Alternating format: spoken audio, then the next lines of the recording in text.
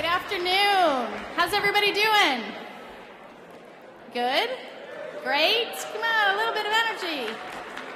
I'm Jackie Norris. I'm Executive Director of the Corporate Institute. The Corporate Institute enables companies to engage their employees and customers in service in communities in which they do business.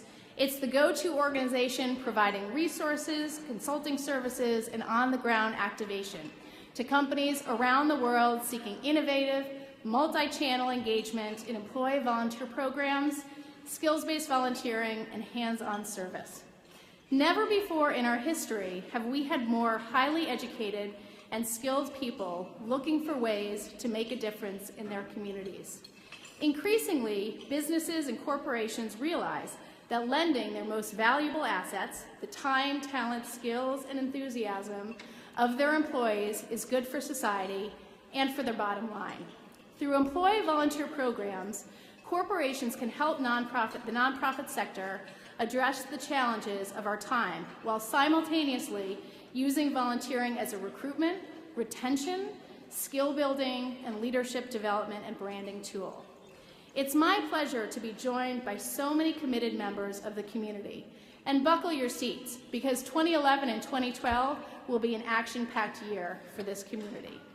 We're here today to showcase you and how companies are rolling up their sleeves all across the world to get things done.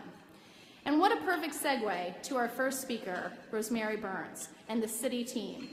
We are grateful to Citi for their sponsorship of our lunch today, but in awe of what Rosemary and her team pulled off just this weekend. Citi marked its 200th anniversary on Saturday with its 7th annual Global Community Day. In 92 countries around the world, more than 100,000 Citi volunteers, the largest number of participants ever for Citi, gather to participate in 1,300 service projects that will benefit local communities. To me, that sounds in line with the go big or go home philosophy. Way to go, Rosemary and the Citi team. And I also want to emphasize how the Corporate Service Council helped Citi along the way.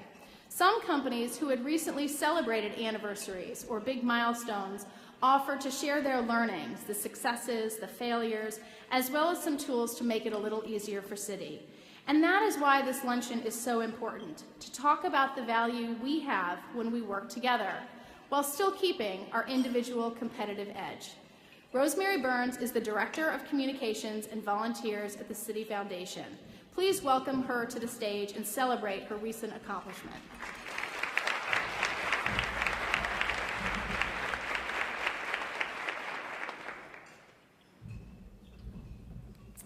Thank you, Jackie, and on behalf of Citi, welcome to today's luncheon. As Jackie mentioned, Citi highlighted its ongoing commitment to helping communities by marking our 200th anniversary this past Saturday through service. Global Community Day for Citi serves as an annual opportunity for our employees, alumni, friends, and families around the world to gather as one to demonstrate a shared commitment to communities, a commitment that's carried out year-round by many employees who regularly volunteer their time. This shared commitment has been embodied in Citi employees since the company's founding as the Citibank of New York on June 16, 1812. It's that spirit of common purpose that Citi proudly celebrated on June 16, 2012. Our CEO, Vikram Pandit, said it best. There is no better way to celebrate our 200th anniversary than by honoring our history, embracing the future, and working together to strengthen the communities where we live and work. Preparing a volunteer engagement strategy of such enormity requires resources, organization, inspiration, and the good sense to draw on best practices already tested and successful. As Jackie mentioned, we did draw on many resources from within this Corporate Service Council community to reach our goals. And I credit our engagement in the Corporate Service Council as a critical component of which our corporate volunteer program is able to succeed and thrive. The Corporate Service Council leads and inspires the business community and civic leaders representing the nation's largest and most successful Fortune 500 companies. the convenings and calls we join throughout the year, and our ability to share ideas and call on colleagues as sounding boards as we are building innovative programs is a priceless value add. Whether it's the inclusion of the IBMers on the City client team participating in Global Community Day, or the sharing of ideas from GE on mobilizing large numbers of volunteers, we all have something to learn from one another. For those of you in the room considering membership in the Corporate Service Council, I encourage you to take this testimony as proof that your return on investment will be found through this membership. In addition to the goals of providing opportunities for companies to share best practices, the Corporate Service Council moves beyond traditional views of CSR by linking vision and brand strategy to employee engagement and community involvement. In that spirit, let me call your attention to the indivisible wristbands you found at your place setting for this luncheon. You're more likely to recall these wristbands at a Starbucks counter than at a Citibank branch. However, as a rich example of what companies can do collectively to help tackle issues of our day, Citi and the Citi Foundation have reinforced our support for community business by making a $1 million contribution to Opportunity Finance Network for the Create Jobs USA Fund. This contribution is part of Citi's deep, long-time commitment to making capital available and connecting community business owners to opportunities that allow them to launch, expand, and succeed. Citi is proud to join Starbucks to provide capital and expertise to this issue to address unemployment in the United States. And it was Providence that Citi should share the podium today with Starbucks. And it is my pleasure to tell you about Cliff Burrows, Starbucks President of the Americas. In his first year as the chair of Corporate Service Council, Cliff has been a driving force behind efforts to increase civic impact through innovation, sharing of best practices, and the application of human capital and financial resources for the greater good. As President of the Americas, Cliff is responsible for all of Starbucks operations in the United States, Canada, Mexico, and Latin America. Cliff is known for his demonstrated track record of strong leadership and commitment to Starbucks' guiding principles. Ladies and gentlemen, please help me welcome Cliff Burrows.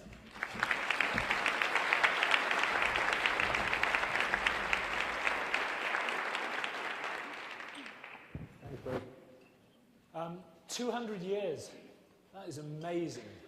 Absolutely amazing. I want to say congratulations on an amazing milestone, and what a way to celebrate it, celebrating it in communities, not only here in the US, but around the world. And I think Citi is a great example of a corporation pushing forward in the sector. And for us, it is truly an honor to partner with Citi in Jobs for USA. And really, we're open to people joining us in this. So far, we've raised $11.5 million, and that has helped with OFN leverage loans of $80 million for young entrepreneurs and startups. Thank you. Let me just share something about, you know, that aging process. I wear glasses, and I usually don't use notes. However, I was sitting there at the table going, do they look better with my glasses on or not? So bear with me. Okay, you're out there somewhere. Thank you. One reason we're all here today and this week is that we actually believe in the power of the individual to make a difference. And within your corporations, and your companies and your non-profits, each of you, by just being here, is making a commitment to making a difference. But we do realize that if we are to face the challenges of helping communities across the US and around the globe, then it is about collaboration. And today is about collaboration. This whole week is about collaboration, learning from other people, sharing in their best practices, hearing from their failures, and quite frankly, looking to collectively get that power together to really exploit the potential of corporate America, of non-profits, and of government. I was lucky enough a year ago to be introduced to the Corporate Service Council, and more recently have joined the group, and I am inspired all the time by the commitment of the council members, and I hope you will be. Let's just see this short video and I'll give you an idea of some of the work.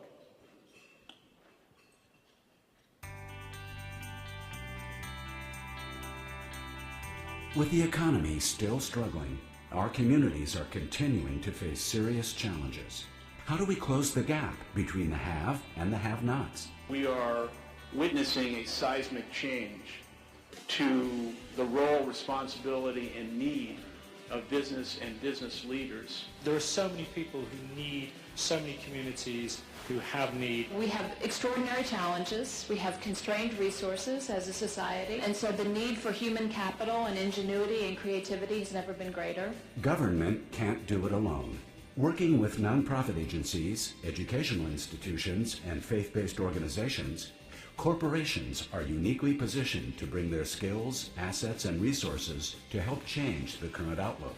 You know what individual corporations are doing every day, but imagine what corporations could achieve when we work together.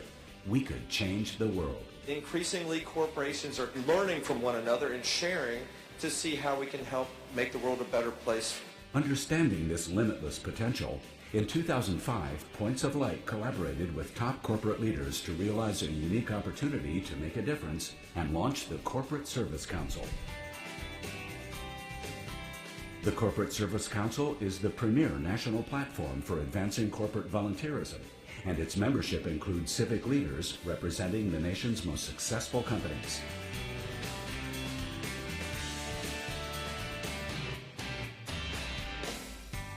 This global, socially responsible community of leaders, decision makers, and innovators from diverse industries come together to lead and inspire the business sector to increase civic impact through innovation, best practice sharing, and putting human capital and financial resources to work in communities around the world.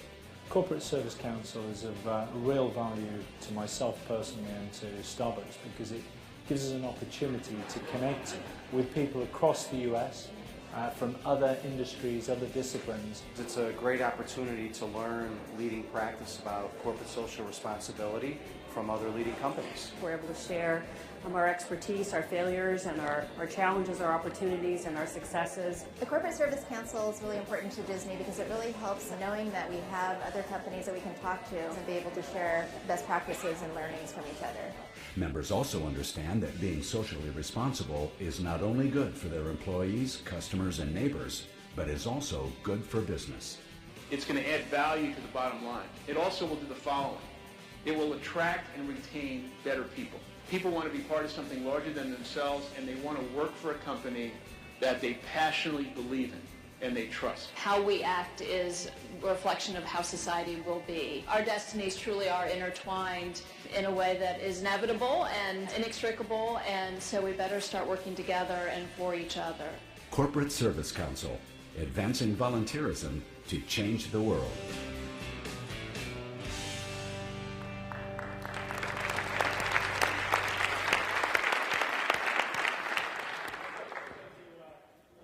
A glimpse into the world of the Corporate Service Council and what a difference it makes. Now, there are many members here today. Can I ask everybody who is a member of the Corporate Service Council to stand up, please? It's great.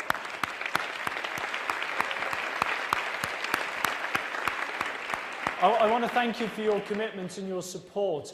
Certainly over the time I've had the great honour to be the chair, I've made many great friends, and I've learned a tremendous amount from these people and from their organisations, and I would encourage anybody who is contemplating being a member or just has questions about being part of the council to seek out those individuals who stood up, and it looks like there are people at most tables, so please do that. Now, over the next year, we're going to really try and inspire companies, the leaders in those companies, to come together and really help by applying their human resources and getting involved with volunteerism and civic engagement. And we really do invite you to join us. We want to make sure that we are expanding, that we're giving recognition and really innovation. And that was the theme of this morning's breakfast to start us off, because there are so many social entrepreneurs out there, and there are so many people with great skills, great talents and great ideas. And for us, we know we're going to have to work harder for communities to meet the challenges they face. And I think one of the unique challenges is how do we get neighbourhoods involved in being part of the solution. Now, I want to call upon a few of my esteemed and dynamic colleagues to share with you some of the work they've been doing across the country and in their respective businesses. They are not only leaders in serving communities and helping with the council, but they're also change agents in their own field. And great pleasure to introduce Evan Hochberg from Deloitte, who's going to share how skills-based volunteering is making a difference. Evan. Thank you, Cliff. Good afternoon, everyone. I know I only have 3-4 minutes to talk. I want to take before I talk about skills-based volunteerism quickly and Billion+Change, I want to take a second just to thank you, Cliff, for your leadership. A lot of us come to this conference year after year. It's always nice to see our colleagues that do my job in other companies. But what we really need, what we're inspired by, what we believe, is that this is an issue that exists in your mind and needs to exist in your mind, and with your energy. Your leadership is very much appreciated. So just thank you for everything that you're doing. Thank you.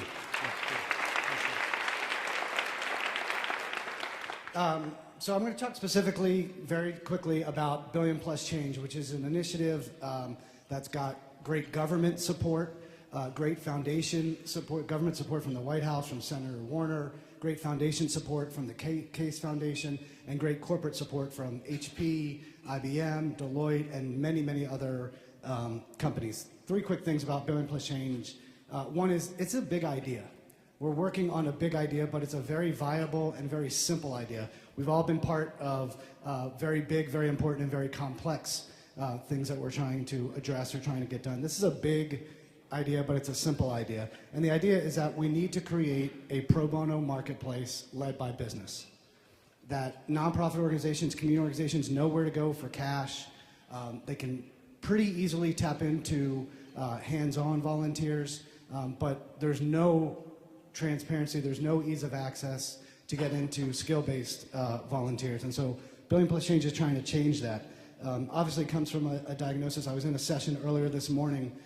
There's actually data out there now about skills-based volunteerism being the highest and best use of volunteers in terms of both social impact and business value. It's just tracked from all of our companies. Doesn't mean that other volunteerism isn't important, isn't value added, but when you look at what moves the needle on the business case and what moves the needle in terms of social impact, the work that all of our companies are doing, whether you're doing a little bit of it or a lot of it, is we've got data that says it's our highest and best use of our volunteer time. And so we're trying to make this something that every company engages in. Second thing is we've got lots of momentum behind this effort, thanks to most of the companies in this room.